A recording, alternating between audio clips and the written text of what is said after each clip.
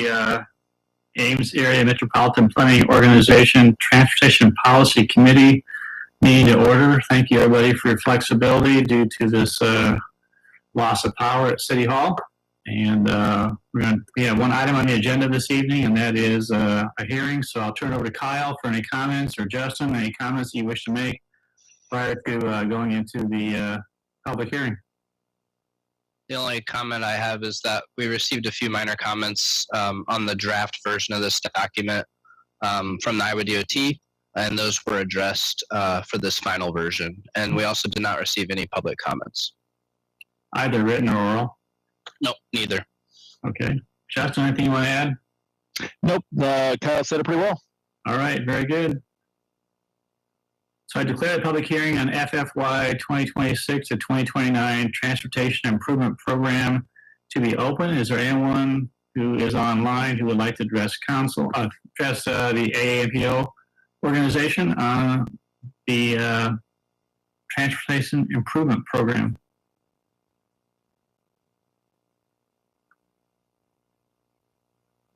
Either Brian or Susan, anybody that is indicating an interest in addressing the committee?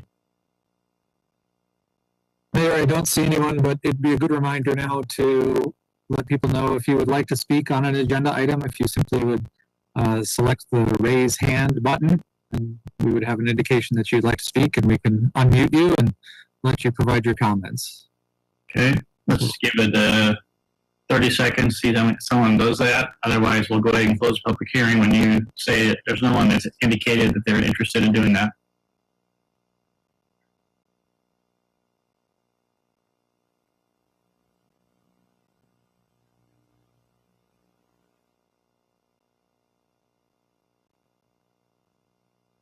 You good to go? I don't see anyone with their hand raised. All right. I declare the public hearing to be closed on this item. Entertain a motion on resolution approving final FFY 2026 to 2029 Transportation Improvement Program. Move approval. This is Betcher. Thank you. Is there a second? Merkin. Thank you. Those in favor of the motion, please say aye. Aye. Any opposed or abstaining? Motion carried. Any policy committee comments? Ames City Council, anything? Supervisors? No, thank you. Mayor Pop? Nope, not tonight. All right, entertain motion to adjourn. Move we adjourn. Betcher. A second? Merkin. Thank you. Those in favor say aye. Aye. Any opposed? Motion carried. Mayor Pop, Supervisor Merkin, thank you very much for joining us. Appreciate your participation. And council, we're not going to shut the meeting down and restart it. We're just going to give media production just a minute or two for a little break here, and then we'll go ahead and move into our city council meeting. Bill Gephardt indicated that they're going to go ahead and edit this so that they can have the AAMPO meeting separately so it can be posted accordingly. So.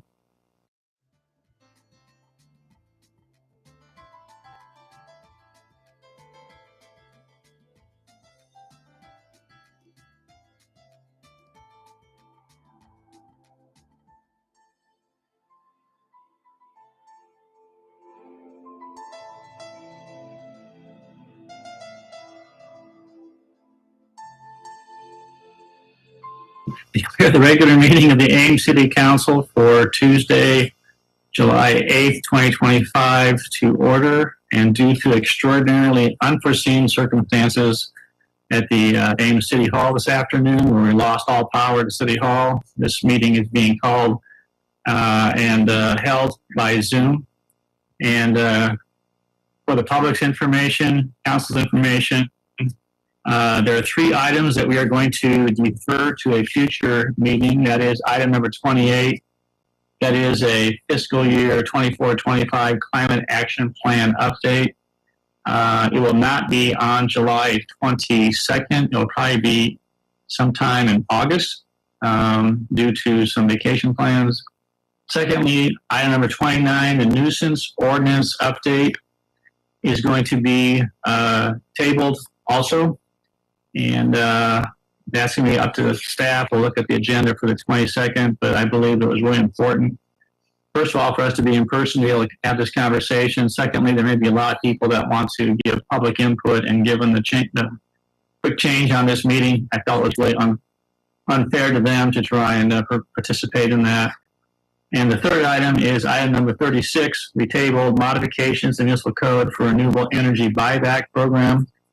Again, wanting to have staff make a presentation and the public to give feedback.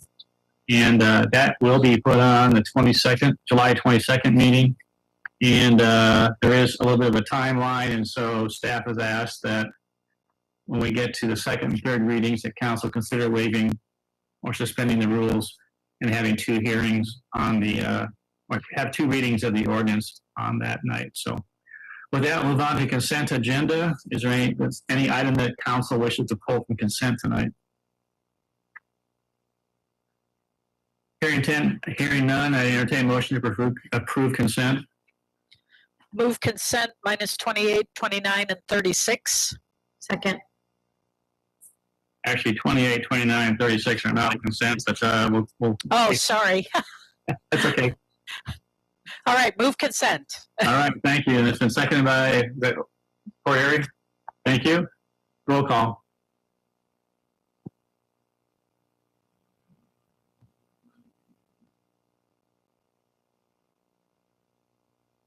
Fletcher. Aye. Beatty Hansen. Aye. Rollins. Aye. Poirier. Aye. Garten. Aye. Junk. Aye. Thank you. Now we'll move on to public forum. It's the time we set aside for comments from the public on topics of city business other than those listed on the agenda. We'd ask that people seek to limit their comments to 3 minutes or less. And so, Brian, I think there's at least one individual who expressed interest. I'll defer to you if you want to go ahead and unmute them as you see fit. And then those who, once you're unmuted, if you would just please introduce yourself, and then you can proceed. Okay, the first one is Max Rothschild. Good evening, Max. Good evening. I'm Max Rothschild. My wife and I live at 511 Oliver Circle, just west of campus. We've been Ames residents for 45 years. I want to thank you for allowing me to speak tonight. I'm sorry about your power outage. I had to race back from the city council chambers there and make it just in time. I wish to make a public comment on an item that will come up sometime in the next few meetings, if not today. And that's the deer population control in the Munn Woods area, Munn Woods, Emma McCarthy Lee Park area, which my wife and I live very close to. I have spoken to several of the council members, and I have sent a couple of emails, as have some of my neighbors. We've lived in this house for the past 31 years, and during that time, the deer population has significantly grown. When we first lived here, we'd see a deer once every month. Now we see them every day. Sometimes we see as many as 15 to 20 in herds, but often in herds of 7 to 10. We actually live right across from, I believe, Councilmember Garten's parents' house, former house. And I sent a picture to members of the council with, I think, 5 or 6 deer on the front yard munching away. As I said, the deer are often seen in groups of 7 to 10, even in the middle of the day.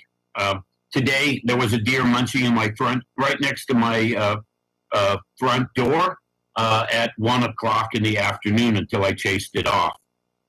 They have become a significant problem. They're causing significant property damage.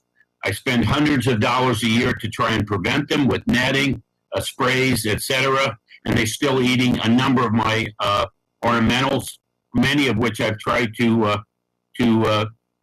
propagate over the years to make my property look pretty. There are risks to vehicle traffic. Yesterday at 7 p.m., a deer was just sauntering down the middle of our street. And that's an expensive problem in terms of insurance and damage. Many of my neighbors have tried to put up ugly large fences, but frankly, city regulations restrict the height to 4 feet. They can easily jump over those. It's a joke. We've tried netting sprays. One of my neighbors has an automatic sprinkler that turns on when there's motion. It helps a little, but it doesn't help. We've been away for 2 weeks. We have security cameras up, and I can tell you there were deer in the front yard every day. We've given up on the back. They held a hostage to the quick and many of my wife's other plants. So the point here is that we need to have some kind of population control. We need to either restrict their reproduction, that can be done certainly with modern methods, or we need to eliminate a significant number of animals. Population control via hunting does exist in certain parts of the city, but for reasons I don't fully understand, they don't exist in the Munwoods, Emily McCarthy area, which abuts our property. My wife and I, our neighbors, respectably asked the city council to allow hunting for a short period. Obviously, bow hunting would be the preferred method, but in our case, you could shoot from my deck down. There's nobody in that area, so it would be easily safe, and it would certainly help to reduce population numbers and get things back under control. So we, our neighbors, and ourselves respectively ask the city council to allow hunting for a short period this fall or winter to help relieve us of this burden that the animals have created. I should point out I'm an animal lover, but this is not getting better. The animals are getting more desperate as the herd gets larger, and it's a real problem. Thank you for allowing me to speak tonight. Max, thank you very much for your presentation. And your email of June 10th was referred by council to the chief of police. He did send us a memo that council will take up under disposition and communications to council tonight to see if this issue gets referred to Parks and Recreation. I will also see to it that you get a copy of this memo so you can see exactly what the chief wrote also. So if you want to just watch the rest of the meeting, you're welcome to. Otherwise, I can let you know on the backside when I send the memo to you what the decision was on this. I would appreciate that, and I hope people will think seriously. This is really reducing property values around here. I mean, in some cases, when we're gone and we're not spraying or re-netting or putting the nets back up that they knocked down or chasing them off, they're just decimating our ornamentals. Very good. Thank you. Thank you very much, and thanks to all the council members who've been kind enough to respond to me with my emails. Thank you. Brian, anybody else that would like to address council under public forum tonight? Yes, the next person is Grant Olson. Good evening, Grant. Mayor, can you hear me okay? We can. Thank you. Please proceed.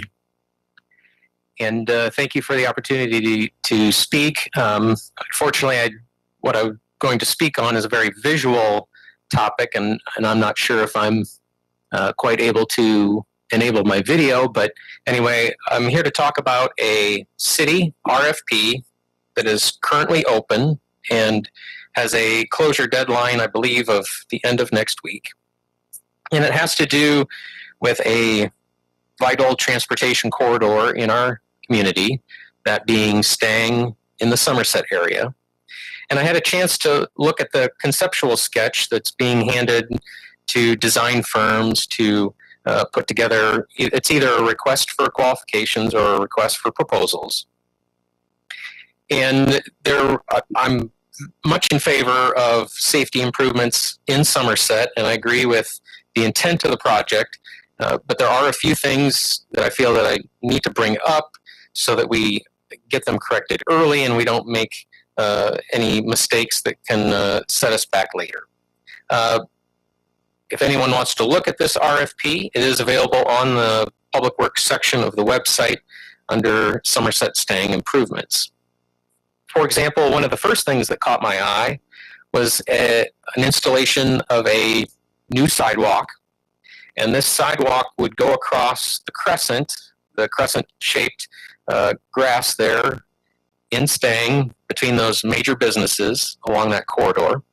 And it did show, if the sketch is put into practice as it's shown, it would eliminate 2 trees.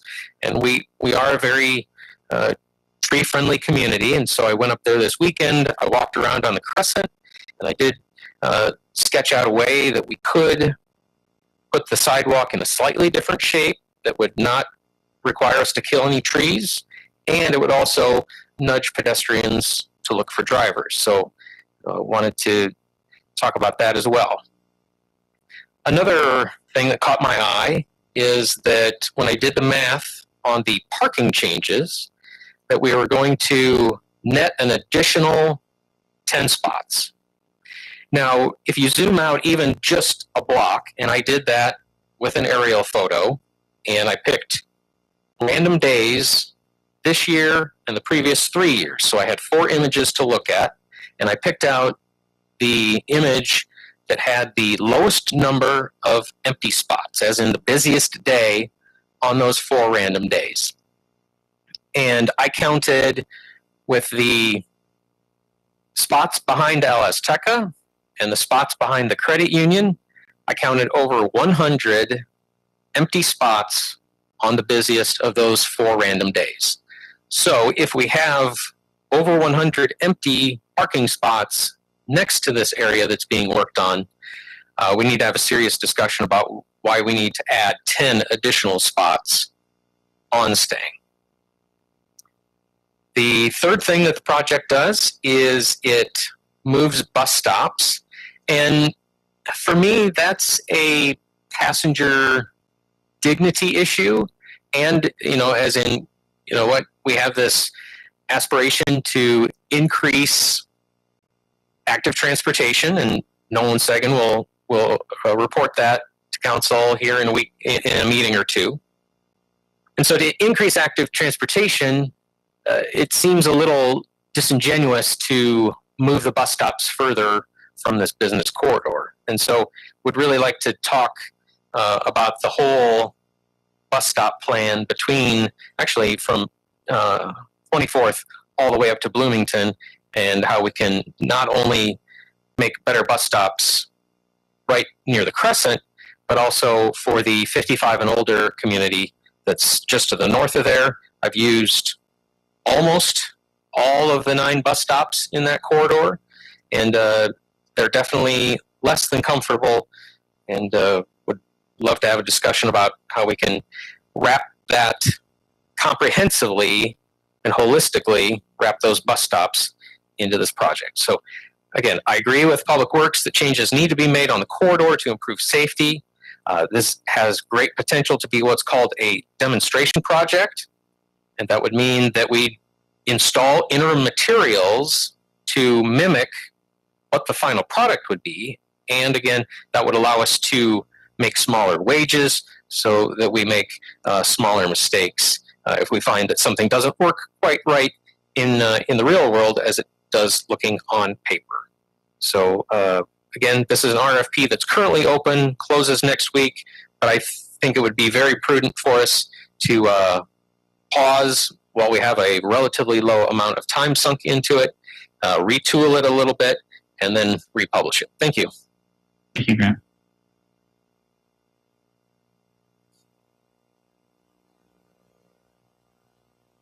Anything else, Gregory?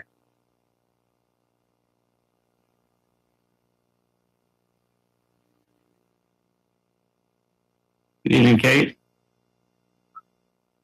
Hi, this is Kate Gregory. I'm an editor at Kellogg. I'd like to speak very briefly tonight about the plan changes at Mary-Greeley Medical Center. There was a meeting there last night held by the Mary-Greeley Medical Center for neighborhood residents to explain the project, and a couple of issues came up that I'd like to discuss with you. I really appreciate Mary-Greeley and the work they do for the community. And I think it's terrific that they're moving forward and trying to stay ahead of technology and bringing in new nurses and other capabilities to our community. But the way ahead, I think, gives me pause in 2 areas. They want to do 2 things. The first of which is they want to build a training building. This training building is going to be 60 feet tall.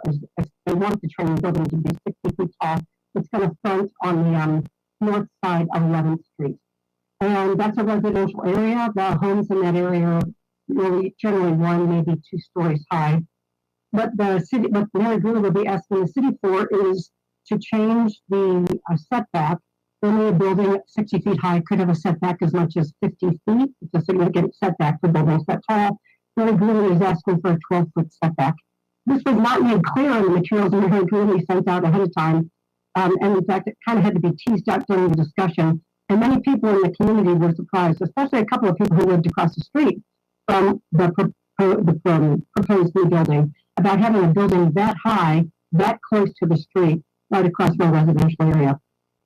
The second point about this training facility that I want to talk about is that because they're asking for a text amendment, the change in zoning that is allowing a 12-foot setback for 60-foot tall buildings would apply throughout the entire hospital medical district, not to just the building that they're requesting to build. This fact was unknown to Mary Greeley, and in fact, they were not aware it was going to apply throughout the entire hospital medical district until a person from the city planning staff who was attending the meeting pointed it out. I think that a change that big should be, I think, given more thought, and I was surprised that Mary Greeley wasn't aware that what they're asking for was going to have a much greater impact than they had expected. The second thing Mary Greeley is asking to do is to build a residence facility for visiting doctors and nurses. And there are several people in the audience who remembered and in fact had houses back in 1974 that were taken by Mary Greeley as they expanded onto Kellogg and took other residential properties. And there was some discussion of the expansion that the medical complex made 13 years ago on the east side of Duff, when they took several blocks of residential space to turn into medical use space.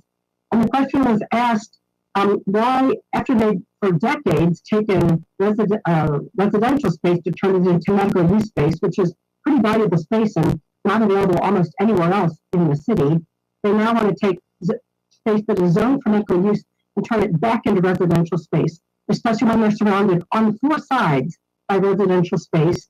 And there are empty lots 2 blocks away, and there are empty social service provider buildings that our social services have moved out of 3 blocks away. But Mary Greeley said that was going to be too expensive and too far for the doctors and nurses to walk.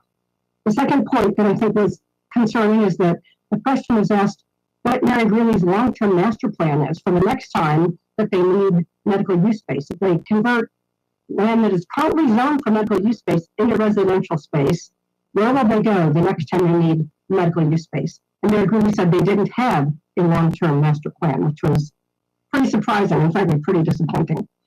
So I personally think that the zoning process is intended to be time-consuming and thoughtful and deliberate, to end up with a zoning code that can serve the community and anticipates various permutations of what the community is going to want and will last for some amount of time. This most recent section of code that is the medical facility stuff was developed, I think, about 15 years ago, following, or maybe 10 years ago after Mary Greeley took the land east of Duff. This text amendment process we seem to be using right now is not time-consuming. In fact, it's very fast, it's not thoughtful, and it's not deliberate, as evidenced by the fact that Mary Greeley didn't even fully understand what they were asking for last night. I think that text amendments should be the highest bar for land use changes. The lowest bar should be what the city code says. The next highest bar should be asking for a variance. And the highest bar, if you can't meet either of those, should be a text amendment. The way we seem to be using text amendments is that it has become the lowest bar. If you can't get over either hurdle, just ask for a text amendment and it will go through. So I would just ask that the city council, as you think about this text amendment that Mary Greeley is going to bring forward, going forward, you would really do some analysis and also realize that unlike the zoning process, when you do zoning changes to the formal process, the city makes sure that the public has a chance to know what's going on. When it comes down to a text amendment, you're relying on the person wanting the change to let people know what's going to happen. And in many cases, the person wanting the change is disincentivized to keep the impacted community informed. It's really up to the city, I think, to make sure the public knows what is going to happen on these text amendments are being contemplated. And I hope that as you think about this and future text amendments, you'll be thoughtful in what you do. Thank you very much. Thank you, Kate. And as I think as I mentioned to you during the safety walk in Old Town, this item is on our non-agenda tonight, and may come back in 2 weeks, subject to council, referral or not. And we've intentionally slowed it down to make sure that we can hear the results of the public meeting that was held yesterday, and have that information well in advance. And appreciate your comments. Thank you. Brian, anything else? Anyone else that wants to address council tonight? Mayor, I don't see anyone else with their hand raised. Okay. We will close public forum. We'll move on to item number 30, resolution approving solid waste disposal agreement with Carroll County, Iowa Solid Waste Management Commission. Brian? Mayor, I'll I'm go going ahead to and turn take it over. Yeah. We coordinated as well. Sorry, Justin. No, Go that's ahead. fine. Thank you, Mayor and Council. So in front of you tonight, you have an agreement with Carroll County Solid Waste Commission. Staff has worked closely with the Carroll County staff, and we have an agreement in place lasting through 20 years, which is again is the expected time frame of the debt service for the R3C that we plan to build. We have a per tonnage fee, and we also have some provisions in there to coordinate on materials that we can haul back that's beneficial to both Carroll County and us to help market closer to the Des Moines metro area for some of the recyclables. So one thing of note with this agreement is council will be approving this first, and then Carroll County has a special meeting 1 week from today on July 15th where they will approve the agreement as well. And those dates are important. As council may recall, we close on the properties along Friel Drive on July 18th. So the timing of this is, we're threading the needle here, but this is kind of the last opportunity to look at this. And if we have concerns, we can certainly discuss them. But this is a critical piece to finalizing those property purchases, and also to begin moving forward with the construction of the resource recovery recycling campus. So with that, I'll entertain any questions council has. Thank you, Justin. Questions or comments from council? Mayor, I have one question for Justin. Please. So this has to be approved by the Carroll County Solid Waste Management Commission. It doesn't also require Carroll County Board of Supervisors approval after the commission's approval? My understanding is they have a board member that sits on, or a supervisor that sits on their board that can approve it that way. I am not aware of the Carroll County Board of Supervisors needing to approve it as well. I can certainly clarify that with Carroll County, but my understanding is it's the board of the Solid Waste Commission is the only approval necessary. It just seems with such a tight turnaround on the purchase of the property, it might be good knowing going in whether this is something that the supervisors also have to approve or not. And we can hope that they don't. Yeah, we've had continuous conversation with Carroll County, and we feel confident, according to them, that their approval on the 15th of July is all that's required from them. Thank you. Other questions? Mayor, this is Brian. I just wanted to point out with the item as it's shown on the agenda, there is a paragraph that contains two typos in the paragraph regarding the cancellation of the agreement by Carroll County Solid Waste Management Commission. And then additionally, the agreement as it's presented to you doesn't contain the name of the individual who's the chair of the commission. So if the council approves the agreement, we would make those corrections on the final signed copy. I just wanted to get that into the record. Thank you. And for the record, it's just, there's a word that's nor that should read not. So it's an R, it should be a T versus an R at the end of the word. And then instead of termination, it says germination. So these are minor Scrivener errors that Brian's referring to. So it doesn't in any way affect the intent of the agreement. So Justin, Brian, could you just comment on just one item? It says under Article 7, paragraph C, small Roman numeral number 4. This is, and it says this agreement may be terminated as follows. And then it says Ames may terminate this agreement under any of the following circumstances. And it says automatically upon Ames seeking and being awarded membership status in the commission as evidenced by the execution of a membership agreement. Could you just explain what that, what that means? Certainly, Mayor. Sure, thank you. So, this provision indicates that if we were to seek membership as being a part of the commission and having a seat on the board, a seat as a commissioner, then this agreement would terminate, and our relationship with Carroll County Solid Waste Management Commission and our right to dispose of material in that landfill would be, all of those provisions would be addressed in the membership agreement.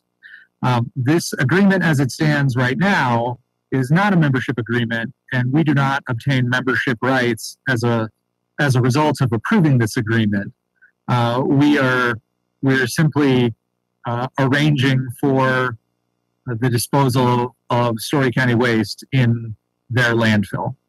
So if our relationship changes because we become members on the same, I guess, on the same playing field or the same level as Carroll County itself, then that provision would kick in and we would be subject to the membership agreement, however that is negotiated at that time.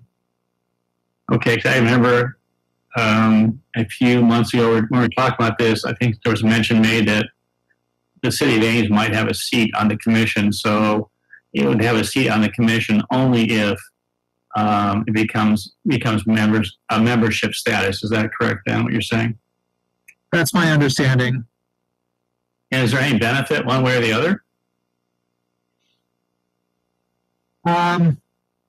Well, I think part of our concern right now is that time is of the essence. And so we pursued this agreement using a simpler, less complex template to try to negotiate. This is based on an agreement that Carroll County Solid Waste Management Commission has with another county in the region. And so this was expeditious. Carroll County Solid Waste Management Commission staff indicated to us early in the process that they as a staff would be open to the idea of Ames having a seat on the board. But we decided it would be best to pursue this in the simplest, least complex way possible so that we could get this agreement locked up. And if we determine down the road that it would be advantageous to us mutually to seek membership status, then we can negotiate it at that time. It really was simply a matter of how much bandwidth do we have to try to wrangle all of the issues that are involved in getting this new operation up and going in the time frame that we have. Thanks, Brian. Appreciate it.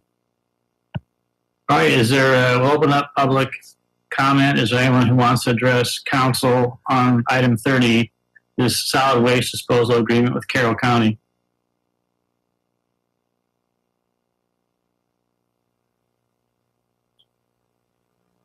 Mayor, I don't see anyone with their hands raised.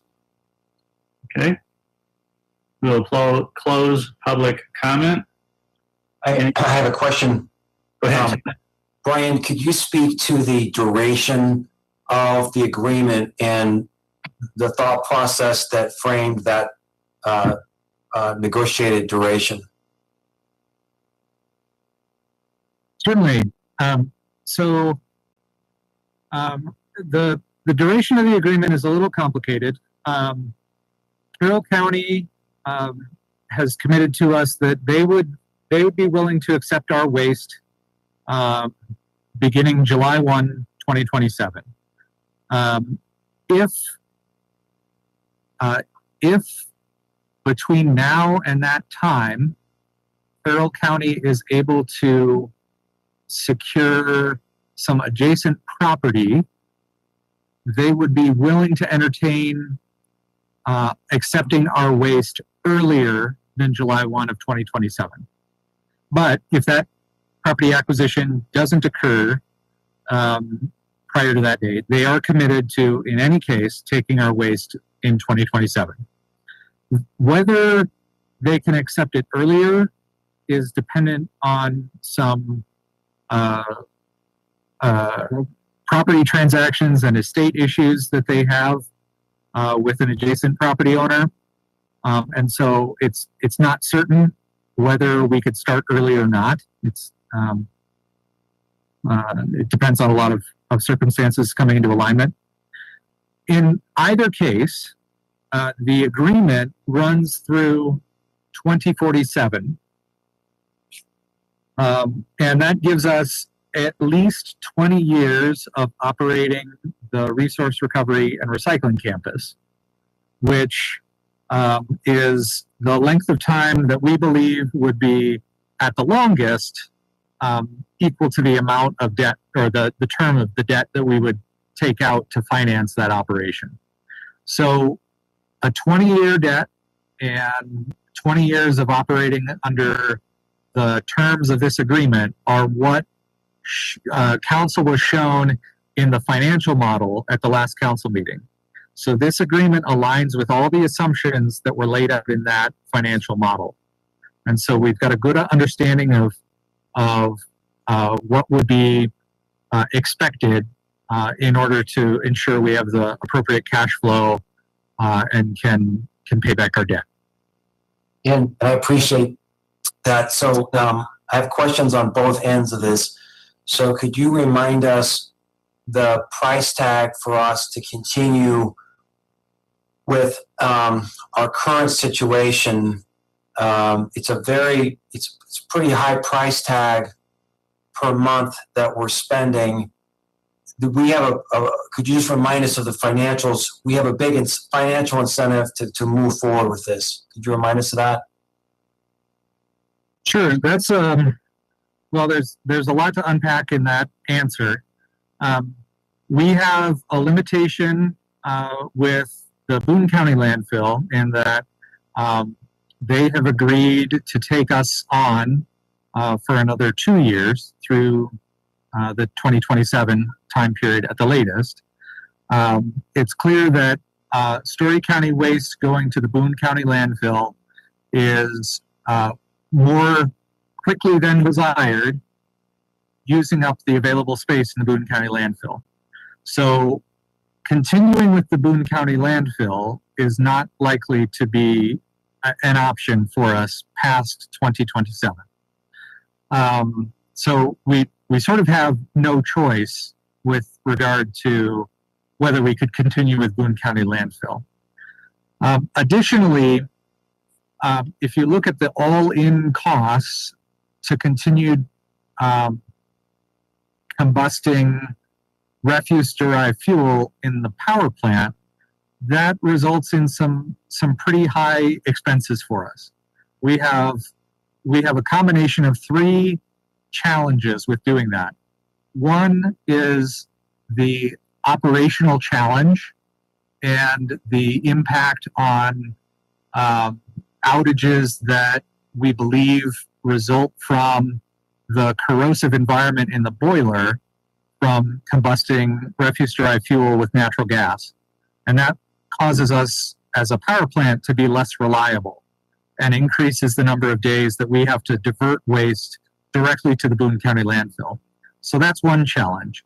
Another challenge is regulatory, and that is probably better explained by Don or Curtis, but it was covered in a workshop that you held a few weeks ago about how often we are going to continue to be able to operate our natural gas-fired units at the power plant.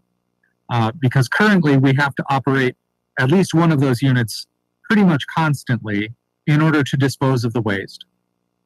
And that will be more and more challenging into the future from a regulatory standpoint.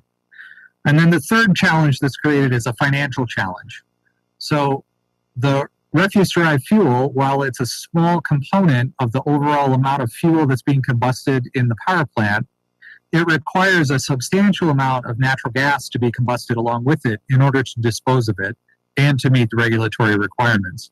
So we spend what we believe is significantly more on natural gas purchases, along with ash disposal, ash-related maintenance, and so forth, than we would spend if we simply purchased the equivalent amount of electricity off of the grid. So we believe there's a financial savings to our electric utility customers as well by moving away from a waste-to-energy system. Now, the savings that occur depend on the price of natural gas at the time. So if we shave a month off of our anticipated 2027 July 2027 opening, then that's when gas is pretty cheap in the summer. And so starting in June instead of July is probably not going to save us very much. But starting in, let's say, February, for example, compared to July, could save considerable amounts because natural gas prices are so high in the winter months. So those are some of the factors that we're up against and why we need to pursue this opportunity with Carroll County and move towards opening the new facility sometime in the next 18 to 24 months. And so I appreciate that. And I apologize, I don't remember the exact amount that you gave us before, but it's a pretty high amount per month that we are spending, that it would be great. The sooner we can bring our current practice to a close and move towards this new agreement, that would be great. And then just clarify just briefly for me, the time horizon for this at I believe what a 20-year time horizon you said, and this is on page 11 of the agreement. It's hard to think about what is standard in an agreement like this, but I look at the challenges we have been in as a city because of bringing the relationship with Boone County to a close, and it just provides that it may be extended by mutual agreement of the parties here too. And I'm just curious, was there any discussion of having some kind of opportunity to have an option to renew this? It's I know it's 20 years seems like a long time, but in the life of the city, this feels really short to me without having an automatic right to extend this. Could you speak to the 20-year duration? Yeah, obviously we as city staff have pressed for a longer potential term. We have had some back and forth with Carroll County Solid Waste Management Commission on this specific point. Initially, their draft to us contained a 10-year time horizon, but after explaining that we have these debt obligations and we need certainty for at least the 20-year period, they agreed that, as a staff at least, to take to their board the 20-year proposal. You're correct in that it does feel like a long time now, but in a couple of years it could be upon us, and seemingly very quickly.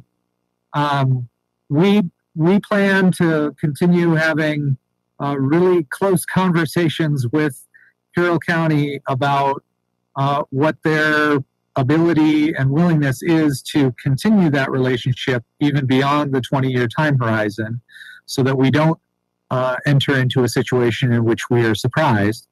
And additionally, I think we have discussed internally as staff, during this time horizon, we need to be thinking about what's the next step.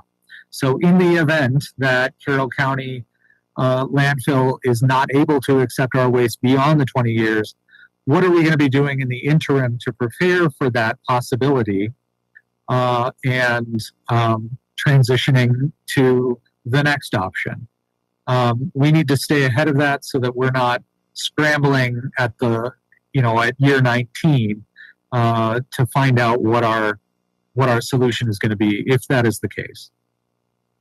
I completely agree with this, and this is new for both sides.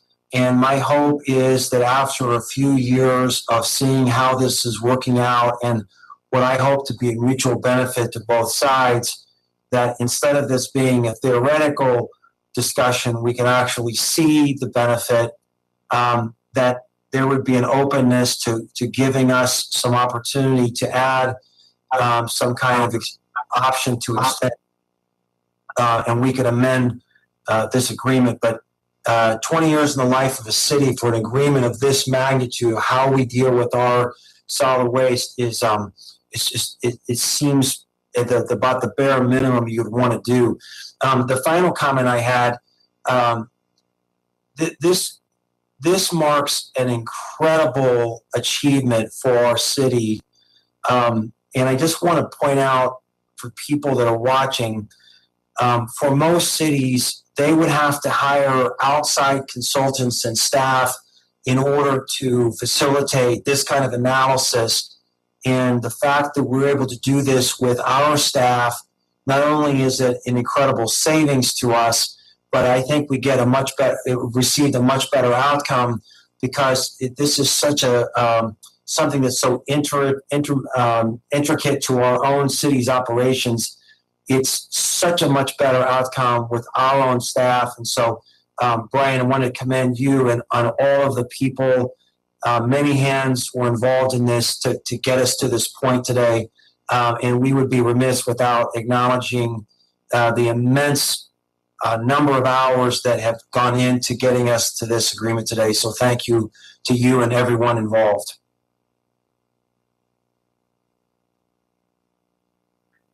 Thank you. Any other questions or comments? Hearing none, entertain a motion on resolution approving solid waste disposal agreement with Carroll County, Iowa Solid Waste Management Commission. Move approval. Second. Second. Okay, moved by Garden, seconded by Vetcher. Roll call.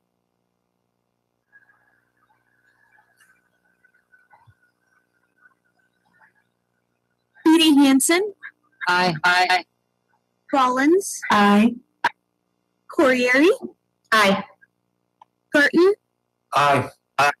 Junk, Betcher. Aye. All right. Thank you very much. Move on to item number 31, motion approving denying a Class C retail license for La Casa Maya, 631 Lincoln Way, Class C retail alcohol license with outdoor service. Chief Huff? Good evening. So state alcoholic beverages licenses and permits must receive approval by the local authority, which is you, before they can be issued by the state. La Casa Maya is up for renewal right now, and that's located at 631 Lincoln Way. The police department, as you know, conducts pretty regular compliance checks on liquor license establishments here in the city of Ames. These checks are conducted by taking underage people into the bar at our direction, who then attempt to purchase an alcoholic beverage underage. Obviously, if the business refuses that sale, they pass, and if they make that sale, then they fail. So with La Casa Maya in the last 12 months, they had 2 failed compliance checks. The first occurred on November 22nd, 2024. A minor who was 20 years old was served an alcoholic beverage after they ordered it. The person at the restaurant asked for an ID, looked at the ID, and then made the sale anyway, even though the genuine ID was presented showing that they were 20 years of age. On the second time, that was on May 2nd, 2025, very similar circumstances. Again, a minor, 20 years of age, ordered an alcoholic drink. The employee asked for ID, looked at the ID, and still made the sale. After both of these incidents, we sent a letter to the establishment telling them they had failed the compliance check.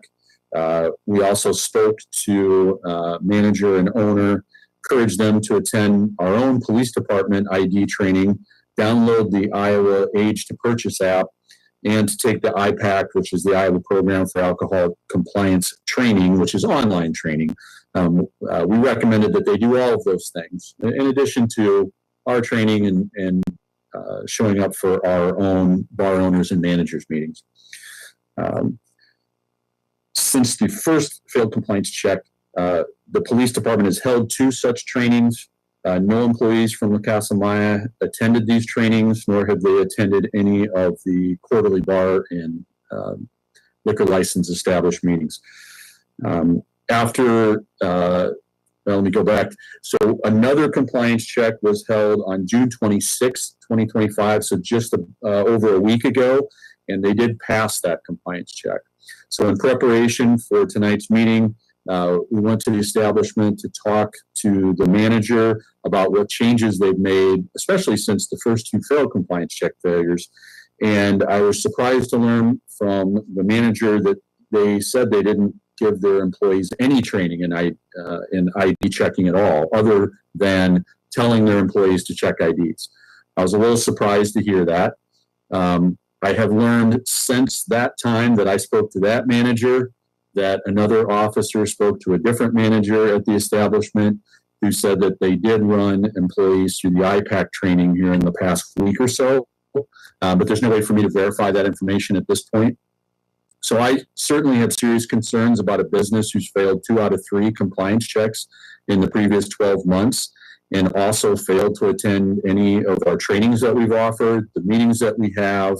They weren't trained in any kind of ID checking according to the one manager after being offered, and certainly the state ID IPAC training is always available.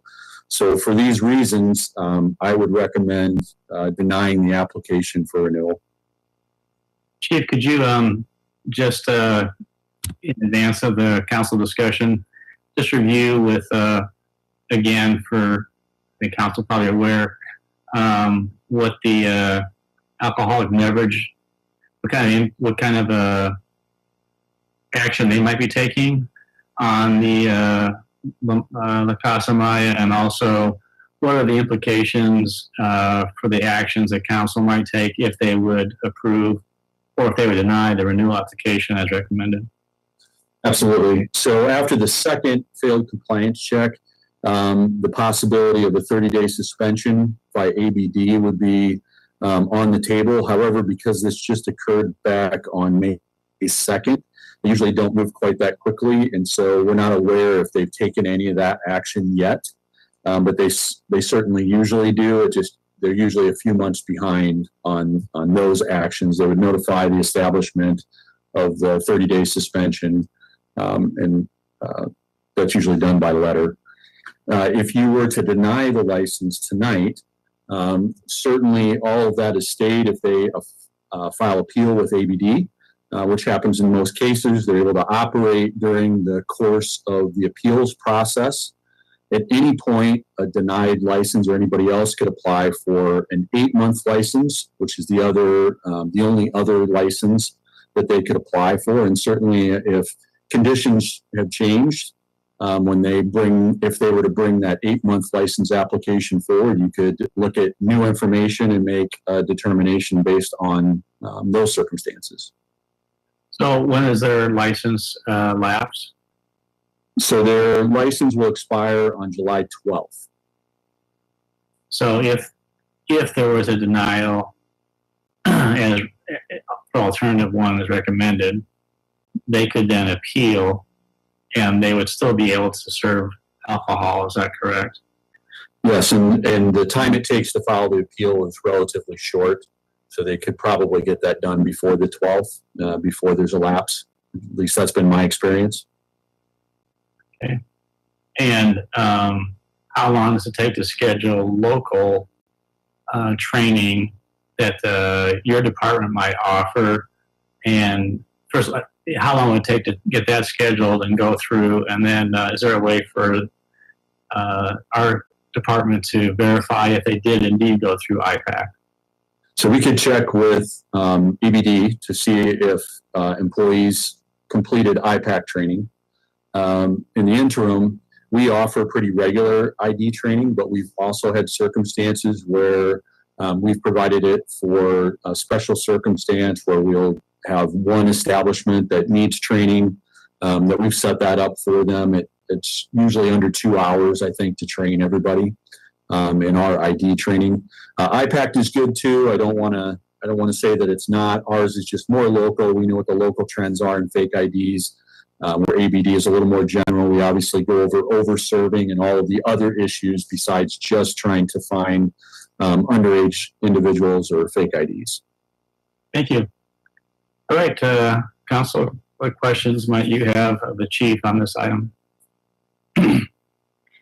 Chief, did you get any explanation of why the establishment did not take advantage of the training as they were supposed to? I did not. We brought that up to them both times. They had the field compliance checks that we offered that training, as well as the online IPAC training.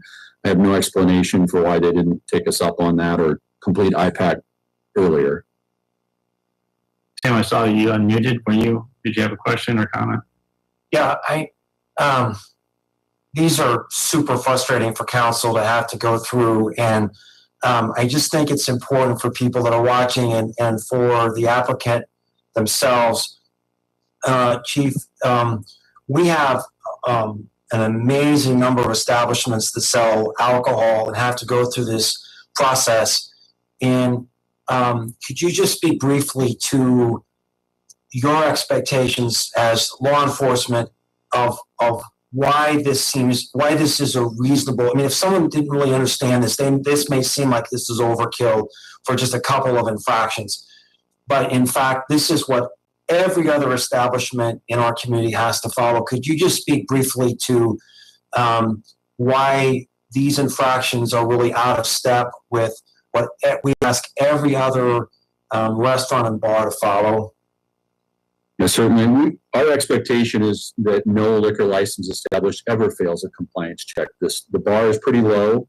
The people that we send in are clearly underage. They have their real ID, so if you ask for it, you can see that they're underage. There's an app that you can put on your phone to scan the ID that'll tell you the age. There's lots of tools out there. So really, you should never fail a compliance check. I think I've said in the past, restaurants, in a way, have it a little bit easier than the bars do because of the traffic that's coming in and out, the fact that you're generally seated in a restaurant, so it's easy to keep track of people and where they are. And we probably have fewer people that attempt to thwart the efforts of the establishment like we do at the bars, where there's a pretty high proportion of people that are either trying to get in with a fake ID or some other means.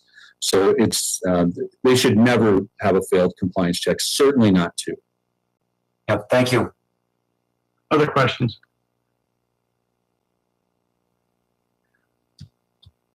All right, we'll open up public comment. And Chief, could you, given the fact, Council, that we had to change the venue, so to speak, for our meeting, Chief and I talked. Can you just comment on you're reaching out to the applicant and I don't know if they're available to, they want to address Council on this topic tonight. I do believe that one of the managers is on Zoom. We did speak to them. Anytime we're going to take an action like this, we give them notice that they should be here to speak on behalf of the bar and explain from their point of view any of these issues. And I believe that you do have one of the managers online. Thank you. If the manager or anyone wants to speak to Council on this item, if you would just please raise your hand on the Zoom option, and then Brian will let you be promoted to panelist to address Council. Mayor, I have a hand up from Laura. Okay. Laura, go ahead. You introduce yourself and maybe your position if you are employed with La Casa Maya. Hi, my name is Laura. My husband, Juan Hernandez, is the owner of the restaurant of La Casa Maya. And I do want to thank you for the opportunity to speak on their behalf today. I do want to address the issue with the fails that we've had in the past. we have certainly started the training that we just had them complete the IPAC training certification. All of the employees have gone through the training, I believe 7 of them, except for the kitchen crew, which are not involved with the running at the front of the restaurant. So all 7 employees have been certified with the IPAC training now. We did leave a message for Officer Rivera this week to see if we can enroll in their trainings. I have yet to hear back from him, and so hopefully I'll hear from him soon. We are trying to get everybody enrolled in the trainings as much as we can. And I think the reason I asked Juan, I said, why have you not enrolled everybody in the training? And we were just informed that Officer Rivera can provide the trainings in Spanish, which our employees understand a lot more than they can speak. And I think it would be very beneficial for everybody, especially if they have the opportunity to get the training in Spanish or bilingual. So we are hoping that Officer Rivera will get back to me. I do want to reassure you that we will do our best to get everybody. I will personally make sure that everybody attends the trainings. And I will attend the training as well myself. So will Juan, and we'll do anything and everything we can to prevent this from happening again. Thank you. Thank you. Anybody else, Brian, that wants to address council on this topic? Mayor, I do not see anyone else with their hand raised. Okay, we will close public input. Hey, one final question, Chief. So sometimes when we've had these discussions, we've taken into consideration if an establishment serving alcohol was new to the community or had been there for a long time. Could you speak to how long this restaurant has been serving alcohol, to your knowledge? Do you know? I actually do not know exactly. I think it's at least more than a year, but maybe Laura would be able to fill in that blank.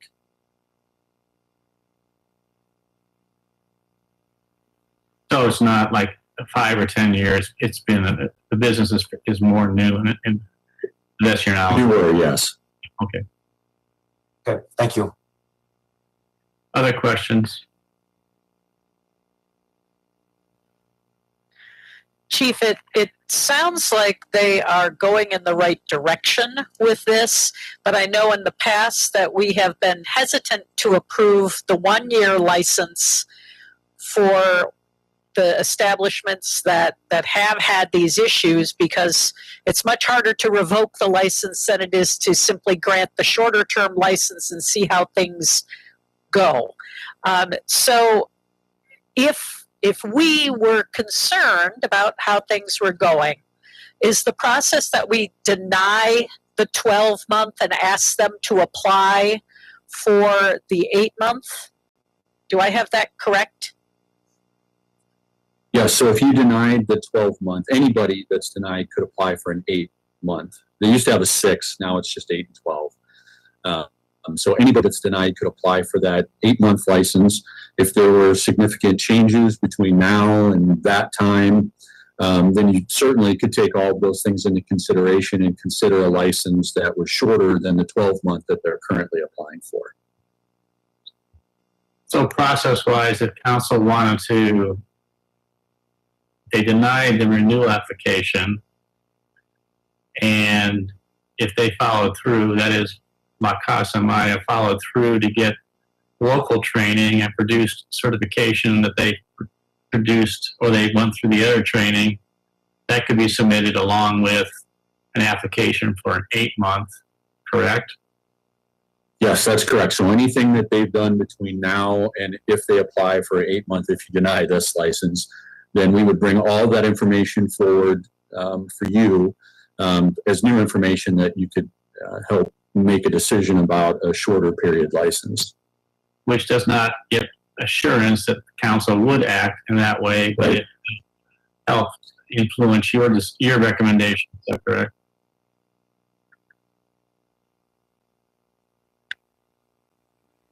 You still there, or did you freeze? Yes, I think I locked up for just a second. My apologies. Yeah, the 12-month, if you denied the 12-month, they could file an appeal that would then allow them to stay in business. They could do whatever training or any other strategies that they wanted to employ to do a better job. They could apply for an 8-month. You could take that under consideration if it were in the future that you denied tonight, at some point decided that it was a better risk to give them the 8-month license, then they could just drop that appeal if they wanted to of the 12-month. And Laura mentioned that she had been in contact with someone on your staff. Are you aware of that? And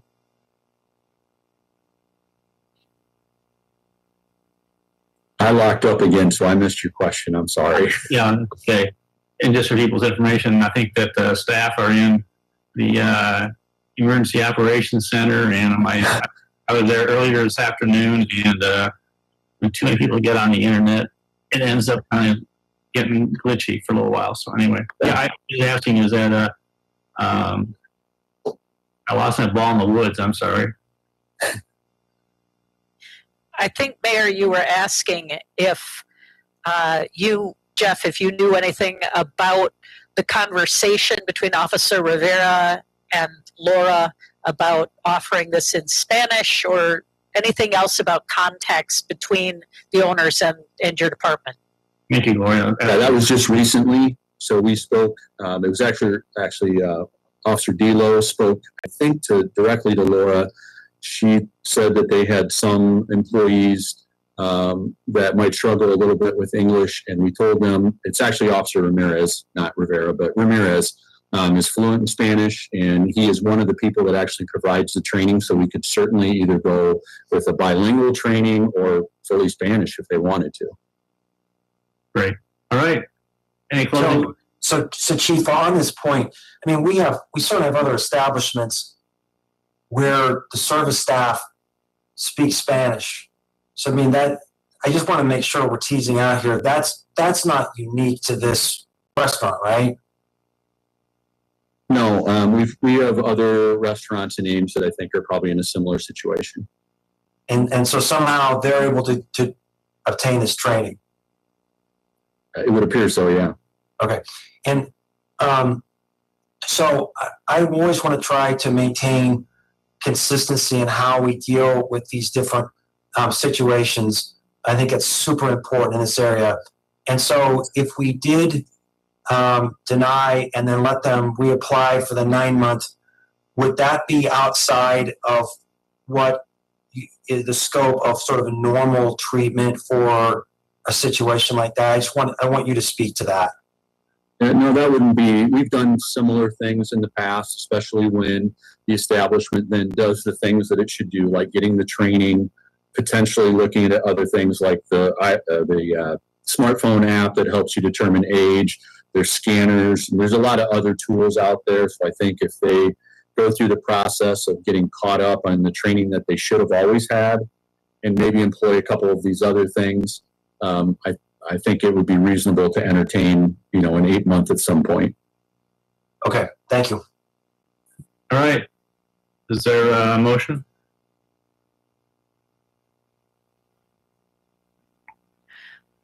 I would move that we deny the renewal application for the 12-month period. Is there a second? Second. Anita? Okay. All right. Those in favor of the motion, please say aye. Aye. Aye. Any opposed or abstaining? Motion carried. And Mayor, this is not so much a motion, but I would hope that the owner who is listening in on this would take the message that, getting the training goes a long way towards supporting an 8-month license application. Thank you. And as I'm sure you're aware, I mean, as you are indicating, it's not a guarantee that would be the case, but it certainly would be a benefit from that standpoint.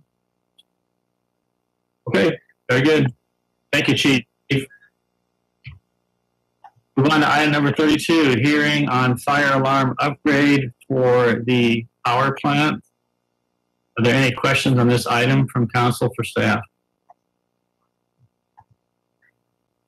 All right, declare the public hearing on the fire alarm upgrade project at the power plant to be open. Is there anyone who wants to address council on this topic?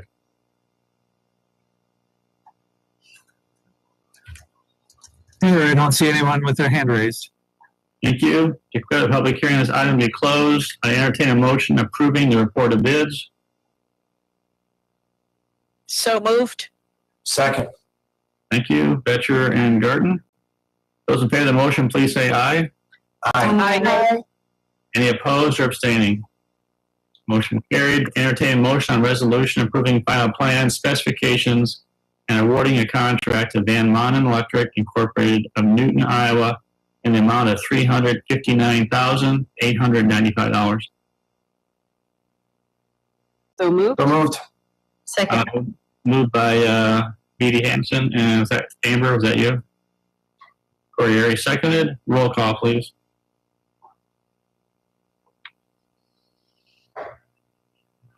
Rollins. Aye. Corriere. Aye. Garten. Aye. Junk. Aye. Fetcher. Aye. B.D. Hanson. Aye. Thank you. Moving on to item number 33, hearing to vacate right away on Lot J, Bloomington Heights, Lot 3.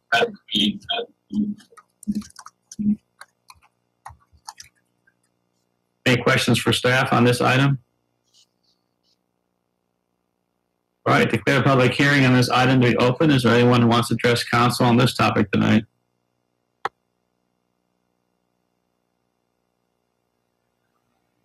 Mayor, I don't see anyone with their hand raised.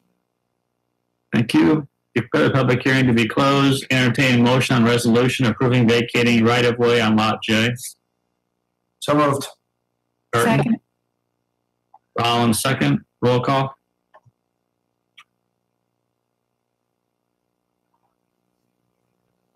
Corriere.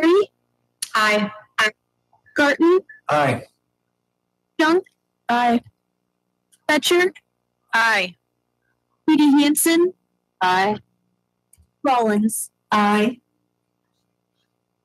Thank you. Declare the public hearing on the rezoning of property located at 57-258 220th Street, East 15th Street, from agricultural bay to general industrial GI upon its final approval, annexation by the state. Anyone who wants to address council on this topic tonight?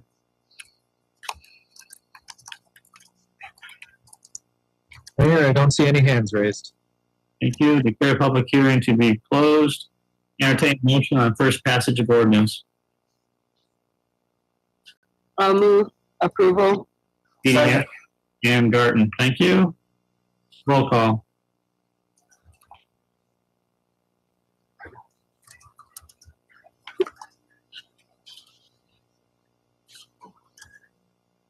Aye. Junk. Aye. Fetcher. Aye. B.D. Hanson. Aye. Rollins. Aye. Corriere. Aye. Thank you. Moving on, item number 35, hearing on amendments to chapter 29 of the code for driveway zoning standards. Kelly is here. Kelly, do you want to touch on this, summarize this item for us, please? Yeah, I think we also have some home builder representatives here. You have two items actually with this report. The first one is the original referral that you started with the Ames Home Builders Association to look at widening driveways and to reduce the spacing of a second driveway. The proposal what it really does is create a larger maximum width, possibly for a home, depending on the actual width of the structure of the garage. So if you have a wider structure, like a 3-car garage it's 28 feet wide, you now would be able to take advantage of having more of a straight line alignment of your driveway and less angled taper to load to the side of the property. If you have a narrower structure, like we use an example of like a 1-car garage, you're still going to be restricted to the width of the structure. You can't just widen out the whole driveway to 28 feet. You would have to match the width of the structure. It doesn't change the allowance for on-site parking in the side yard. That stays the same. Effectively, we're adding 4 to 8 feet of width to most properties for the maximum that they'd be able to take advantage of. And we are changing the way it's measured to be at the curb line, which deals with some engineering standards related to the flares at the driveway curb line. So it still effectively is the same thing at the sidewalk, but the way we're going to measure things will be more commonly done at the curb line now. And then the second change is related to the second driveways. We originally had a 150-foot street frontage requirement before you could request a second driveway. That effectively only applied to corner lots. There's not really 150 feet of frontage for large lots in Ames. That's not a common occurrence. So the home builders had asked if there was a reduced width that could work. So staff worked through that a couple of different ways. And now we're supporting a 100-foot lot width with a minimum of a 34-foot spacing between loops. And then the width of each driveway would be the minimum requirement of 12 feet for each approach on site. And they'll be able to widen that out as they approach the driveway, but that curb cut dimension would be at the minimum width for each one. We think it's workable, looking at some examples that existed prior to the current code. It leaves enough space for 1 parking space between the loops. It leaves enough space for vision at those different loops. You have more clear space to see around things as well. So we're supporting all of those changes to add to the code in relation to the width of driveways. And then the separate issue is you have a separate request that was funneled through the Planning and Zoning Commission related to long driveway paving requirements. So as this item was working its way through the process, another contractor was aware of it, and they have a homeowner that's building a home in South Ames that has an extremely long driveway, and they were hoping that we could consider an exception process for long driveways. Since you have not seen that proposal before, it's not in the ordinance. The Planning and Zoning Commission did recommend that you create an exception process. I outlined a possibility of how one of those could be written. We would need some direction on whether it's a staff approval or a case-by-case zoning board of adjustment process that someone should go through. If you choose to take up that issue, what you're really doing is directing council. Your council's directing the city attorney to prepare an additional ordinance that we would present to you at the next meeting for adoption. You could not adopt that tonight because you haven't seen it prepared as an ordinance. So really, we're looking for direction on both of those. First reading to adopt the second driveway and the width requirements, and then direction on whether you want to proceed with an exception for paving for long driveways. Thank you, Kelly. Questions for Kelly?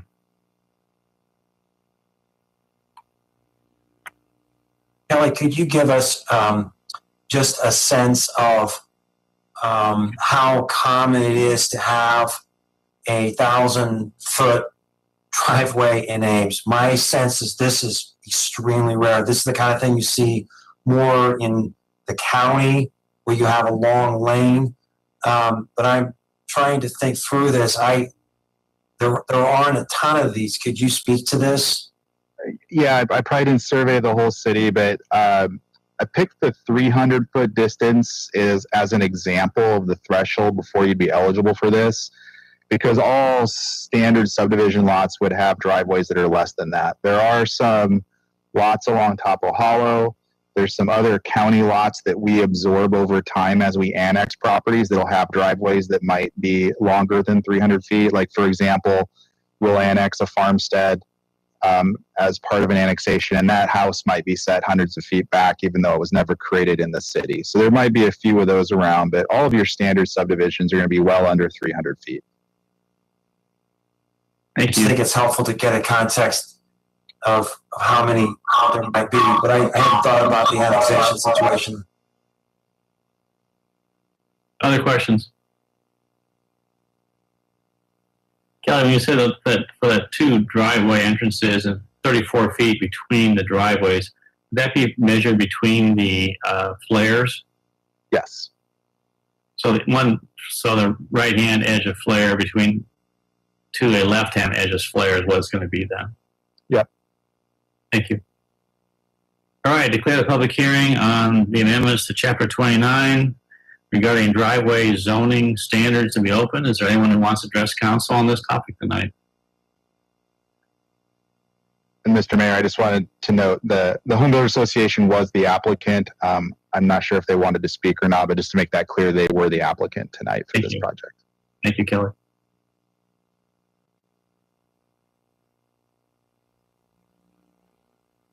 Mayor, I don't see anyone with their hand raised. I do, Mr. Mayor, you might want to, I was under the impression that the long driveway owner or contractor was going to be present to speak to that. So I don't know if they know if that was clear that would be the time to talk be for that also. Okay, thank you. Thanks, Kelly. We have Alex Wickenkamp. Alex, you can go ahead and unmute yourself and begin your comments. Yeah, I appreciate you guys' time. I'm the owner of the property that has brought this up. And essentially, we would just appreciate having someone to kind of review it in relation to how kind of extremely long the driveway is, even though it's within the city limits. As it's kind of mentioned as proposed, if the allowance would be for driveways that are over an extremely long range or length, 300 feet, to reduce that pavement requirement. It still require paving adherence, as I understand, all the requirements for the initial takeoff from the road, perhaps 50 or 100 feet of the driveway. I think that still allow for any visual appeal, and more importantly, you'd still be able to have safety vehicles turn around and all kind of use by the city in that regard. Also, as it's asked, the remaining length that would be well off the road, the remaining gravel is still in good repair, but the driveway would still have to meet all of the requirements for fire inspector, traffic engineer, other department requirements for width and elevation and things like that. All right. Thank you. Appreciate your comments. Anybody else, Brian? I do not see anyone else with their hand raised, Mayor. Thank you. Kelly, do you know is the home? We'll declare the public hearing. Just a second, Tim. We'll declare the public hearing to be closed. All right, Tim. I apologize. Kelly, are you able to speak to whether the Ames Home Builders Association is supportive of the proposal in front of us tonight? Yeah, for the width and the second driveways, we had multiple meetings with them. It's the same thing that was presented to the Planning and Zoning Commission. So unless something's changed very recently, we were all on board with this. We had traffic engineering staff, planning staff, and home builders reps all involved in coming to this consensus on what's proposed. Yeah. And I also wanted to acknowledge this is a good example of the city staff being willing to think outside the box and consider a proposal that I think shows some common sense aspects. And I appreciate, Kelly, your flexibility, but there was also a lot of time that went into this. And so we appreciate your work on this. Any other questions? All right, entertain a motion on first reading of an ordinance for changes to driveway dimensions and spacing as illustrated on attachment A. I'll move approval. Second. Thank you, Garten and Betcher. Roll call, please. Junk. Aye. Betcher. Aye. Petey Hansen. Aye. Rollins. Aye. Poirier.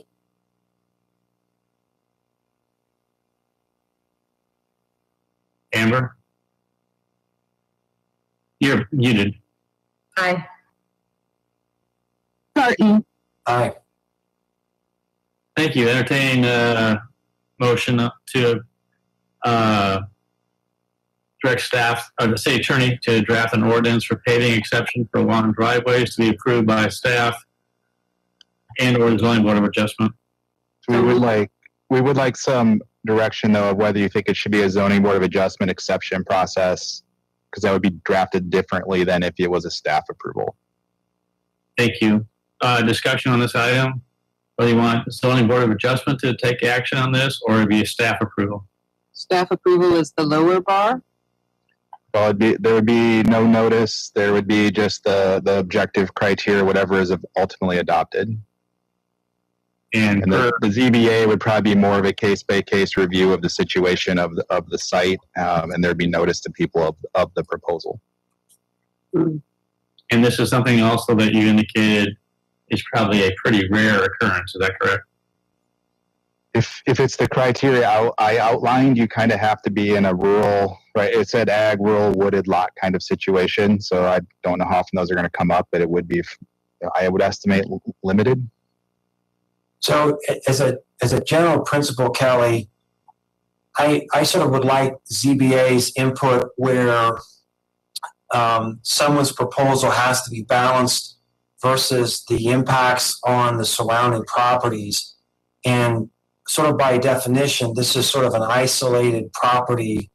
Does that tip this, if I'm saying that correctly, does that sort of tip the scales towards more of a staff approval process? It could. I think if it's truly for these larger remote lots, then maybe that logic holds pretty consistently. If there's other things that we're not able to forecast, then maybe it does weaken it, where what you said first makes more sense, where the ZBA is taking public input. But I just don't know how to gauge exactly how this is going to play out. It's probably a limited number overall. Kelly, in these larger lots that are being created out there in northwest Ames, I presume that the 300-foot, there's no driveway that you observed is 300 foot long in length. Is that correct? There's no new subdivisions that have anything like that. Thank you. That was my question. Yep. Any other questions? So is there a motion on directing city attorney to draft an ordinance for paving exception for lawn driveways to be approved by, and fill in the blank, staff or zoning board of adjustment? I would move approval by the ZBA as the fill in the blank. Is there a second? I'll second. Thank you. Rollins and Hanson. So I'm curious, Anita, what the rationale is for putting this on the ZBA to review as opposed to staff. Well, I think the comment about it's just a little bit unknown right now. And so I would rather err on the side of folks in the area being able to give some input if it is necessary. So that's my thought. All right. Those in favor of the motion, please say aye. Aye. Aye. Those opposed? Nay. Motion carried 5-1. So just to be clear for everyone, that means we'll move forward with drafting an ordinance, which must still come back for council's approval on first, second, and third reading. Okay. Thank you, Kelly. All right, move on to item number 37. 36 is being tabled pursuant to the conversation at the beginning of the meeting. Entertain motion on third reading and adoption of ordinance number 4563 to comply with the new state law regarding citizen review boards of police and repeal Ames Resident Police Advisory Committee. Move on third. Betcher and Garten seconded. Thank you. Roll call. Betcher. Aye. Edie Hanson. Aye. Rollins. Aye. Poirier. Aye. Garten. Aye. Junk. Aye. Thank you. We'll move on to dispositions and communications to council. There are actually 6 items. 5 are in.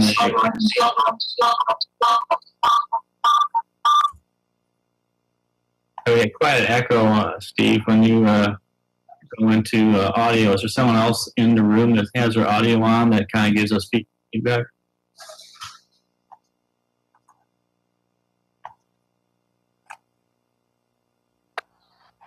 Right again. Amber, you've got your mic on too. I'm getting feedback from that. Okay, you want to try it again?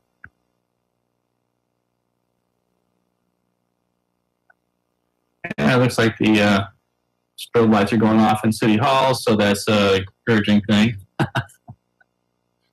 All right. Item number 1 is a request for zoning text amendment in the RI zoning district from Rick Sanders. Any questions for staff on this one? Regarding my understanding that there's a recommendation just to refer to staff for a memo. Is that correct, Kelly?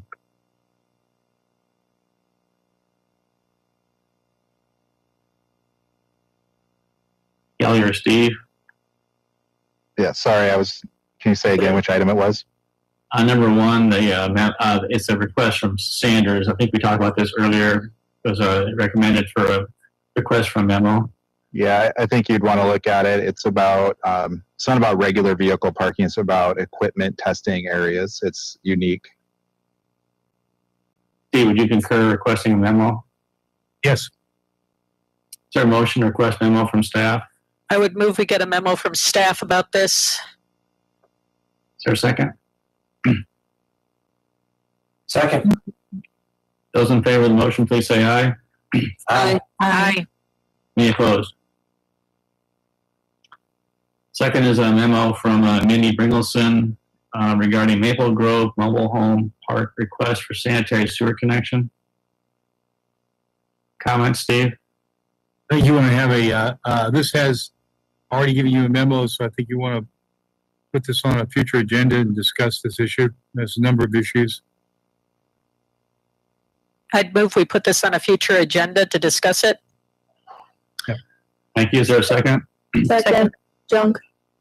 Okay. Those in favor of the motion say aye. Aye. Aye. Any opposed or abstaining? Motion carried. Next is a memo from Kelly on a property owner request for zoning text amendment regulations in South Lincoln sub-area mixed-use district. Question is there any interest in placing this on a future agenda or not?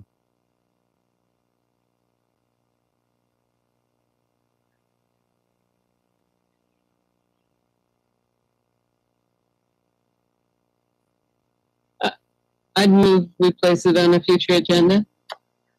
Second. Okay. Those in favor of the motion, please say aye. Aye. Opposed? Motion carried. Next is a memo from Kelly Diekman, Kelly regarding a request for zoning text amendment to hospital medical design district, to which Kate Gregory also offered some feedback and comments under public forum. And Steve, can you just Kelly's next step. will we be getting feedback? Will council be getting a summary of what they heard from the public meeting, or how is that going to proceed? That was held yesterday with the. I think you have 2 options. If you want us to provide you a summary of that meeting, we can do that as an additional memo, or if you actually refer this to an agenda to be up for discussion, we'll give you that feedback in addition to the memo that you've already gotten. So the first option would be prior to placing this on a future agenda. The second one would be placing this on a future agenda with a summary of the information, right? Yes. Thank you. Is there a preference? Excuse me. Just be careful. That was not our meeting last night, so I don't know if we can get a copy of the minutes, or perhaps the neighborhood would like to put in writing that restate their position versus us trying to restate what happened at the meeting. Is it known whether or not the hospital, thank you for clarifying that, will the hospital board be, or hospital presenters be providing any kind of minutes or summary, or do you know? I had a staff member there, but I did not ask specifically if anyone was preparing actual minutes for the meeting. I know that they have notes that we can work from, but as Steve said, I don't know if they were preparing actual minutes or not. So I would believe if the neighborhood feels comfortable, they could restate their concerns or their support for the project, and therefore we don't have to try to interpret it. Okay. And Unless there are minutes. That would not be a included in the staff report, but that would be, or in the council action form, but they would be basically sent as a supplemental information to council. Is that correct? How would you handle that from a public standpoint? The feedback. I'm sorry. How do you say one more time? I don't know what you mean. The public feedback, if they're going to summarize their position, that would not be part and parcel of the council action form that we send out. Is that correct? Or it would be part of the council action form that would go out on this item? We can make reference to the neighborhood's issues and attach that document to the council action form, right? Yeah, I think it's a little unusual. If there's not formal minutes, over 30 people attended the meeting. I'm not sure, other than kind of encapsulating the comments in general, I'm not sure how specific there's going to really be exactly who said what from the meeting. I think the issues are pretty clear from the records of the meeting, though. I think Kate tried to summarize some of the concerns at public forums, so maybe she could help, or the neighborhood could help place that in writing. And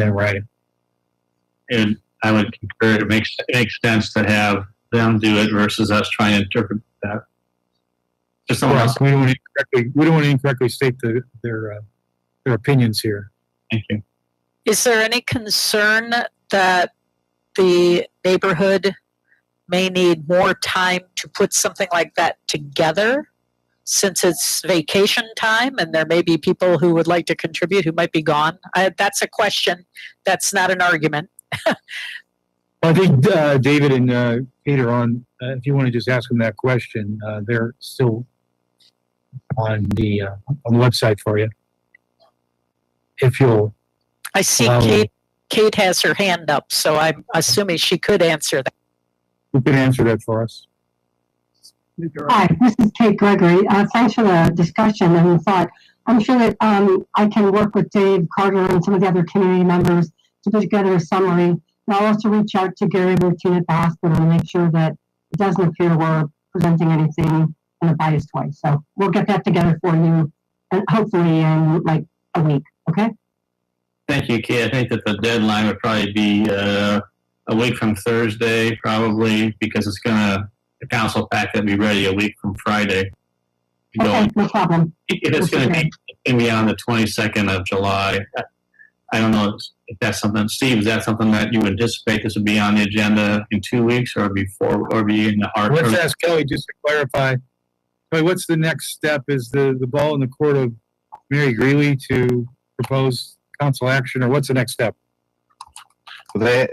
It's the next step is whether council wants to discuss this matter on an agenda. Because they'll require a text amendment, correct? Right now, it's 2 text amendments, correct? Yeah.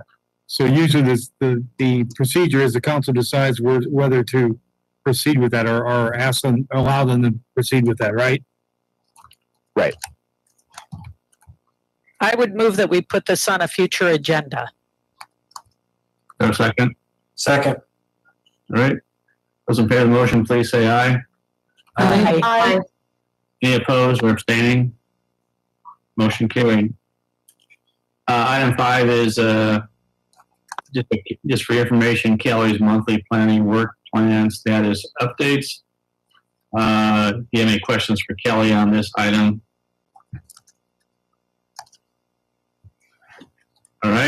then the last item is a memo from Chief Huff dated June 13th regarding hunting in Martin Woods.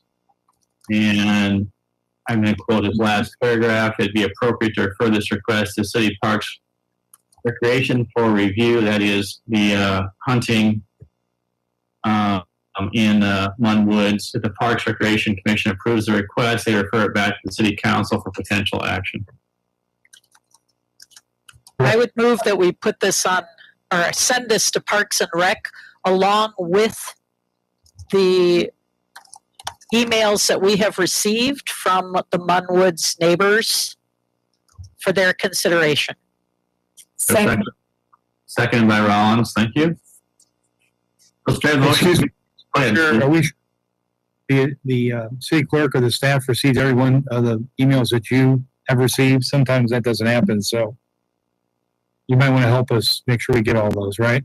Even if there's any duplicates, Council, would you go ahead and forward whatever you have sent, and even maybe how you replied to those to Renee, and then she can go ahead and sort through, call through them, and make sure there's no duplicates going on to the Parks Recreation Commission. I have a question about this request. Please, go ahead. The speaker in council public forum earlier mentioned other methods of population control, and I wondered if Parks and Rec would be the first line of inquiry or research into those. Like one was mentioned about fertility, deer fertility treatment. Anyway, we could send that to Parks and Rec as something for them to just investigate the current methods other than hunting. No, I don't think you would send it to Parks and Rec. They would be only discussing whether you allow whatever method you have approved to occur in the park. Okay, so a new method would be more of a staff. Staff, okay. Sounds good. Thank you. Then it comes back to council. That can be brought up, Rowan, I think, during the council discussion then. Sounds good. Thank you. Thank you. Those in favor of the motion, please say aye. Aye. Aye. Aye. Aye. Any opposed? Motion carried. All right, report of governing body, item 38. Any reports from Discover Ames tonight? Not tonight. How about Ames Regional Economic Alliance? Yes, I have a report from the last month's meeting. We heard from the CEO of Kading Properties, which is a developer that has 23 Kading communities around Iowa, 2,700 units with only 9 current vacancies. And they have been building in Nevada and Boone and Webster City and a number of other places around the area. So I believe that Brenda Dreyer has been working with them, and we may at some point hear more from her about whether Kading is interested in looking at Ames for a development. We also, I think I mentioned this at the last meeting kind of offhand, we also heard that the commuting flow between Boone and elsewhere as far as employment goes had about 3,000 people who were moving out of Boone, driving out of Boone for employment, and about 2,000 who were driving into Boone for employment, and about 1,000 who lived in Boone and were employed in Boone. And I think those numbers suggest that labor shed that we used to hear about quite frequently when Peter O'Razum was on council, and that the Regional Economic Alliance is looking at. So I took that to mean that Ames probably needs to be considering seriously what our labor shed is and try to figure out how many people we have coming in for work who live here or who are going out. That's the main thrust of the meeting. And other than that, the The internship program that the area runs had 90 interns this year. Last year there were only 13. So the Alliance is looking up with interns. Very good. Thank you. Story County Emergency Management Agency meets next week. Ames Transit Agency Board of Trustees. Nothing from Cyride. Thank you. Council comments. Start with you, Tim, tonight. Yeah, wanted to give a shout out to the organizers and volunteers who made the 4th of July a great event. Huge numbers of people were able to celebrate, and thanks for all the work that went into that. That's all. Amber? Ditto what Tim said. Otherwise, nothing from me. Thanks. Anita? Same, and yep, nothing else. Thank you. Gloria? That was a great event. Lots of people at the parade, and another successful 4th of July. That's all. Thank you. Rachel? I'd echo all of that, but nothing else. Bradley? Nothing for me, thank you. Emily? Hi, everybody. Sorry to hear about City Hall. Glad I did not make the trip today. I'm assuming you all saw the email about the joint meeting. We've got it down for October 22nd. So Wednesday, like usual, because that's when we have our Senate meetings. I think there's a Cyride meeting maybe the next day, but it's not a council week. And then that's all I've got. Thank you. Well, Council, I just want to extend my congratulations and kudos to staff. Anita and Rachel and I were in a meeting this afternoon, and all of a sudden power shut off, and I got to see firsthand how the emergency operations goes into effect, and then was in the emergency operations center for about half an hour, and was just both impressed and proud of just how they operated. Everyone, all the department heads were there. They were talking about what's the strategy for, if we're not able to open City Hall tomorrow morning, where are people going? They were inventorying, I think, well over 100 people need to be relocated different places. There was an order to the planning. You could tell that they were ready to move forward. They were talking through everything from, access to internet to communications to making sure that we can provide services, to our residents. But it was obvious there's been a lot of advanced planning. They knew what to do, how to get set up, and I just want to commend staff for what they did for something which was totally unexpected, and do appreciate everyone's flexibility, and regret the fact that we couldn't meet in person, but was just determined that given the fact it was just going to be easier to do this on Zoom tonight, and also tailing those 3 items I think was really important. Make sure that we provided people the opportunity to access. I know that I think it was Max mentioned that you had to run from City Hall back home to try and get online, and appreciate his willingness, to do that. So anyway, with that, I entertain a motion to adjourn our meeting tonight. Move we adjourn. Is there a second? Second.